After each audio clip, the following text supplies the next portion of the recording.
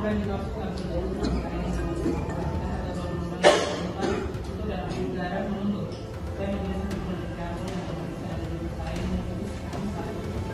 penuntut umum menuntut Zidan Atamimi terdakwa kasus tindak pidana penyalahgunaan narkotika jenis tembakau sintetis selama 4 tahun penjara.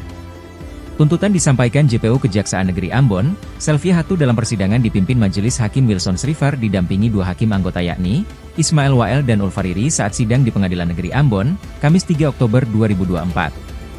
Terdakwa dinilai bersalah melanggar pasal 112 ayat 1 Undang-Undang Nomor 35 Tahun 2009 tentang narkotika. Selain itu, terdakwa juga dituntut membayar denda sebesar Rp800 juta subsidiar 6 bulan kurungan. JPU juga meminta majelis hakim untuk menetapkan memusnahkan barang bukti berupa 2 paket narkotika golongan 1 bukan tanaman jenis tembakau sintetis, yang dikemas menggunakan potongan kertas pembungkus nasi berwarna coklat dan dibalut menggunakan kertas aluminium rokok. Sebagai informasi, terdakwa Muhammad Zidan Atamimi ditahan pada Kamis 20 Juni 2024 sekitar pukul 14.30 WIB.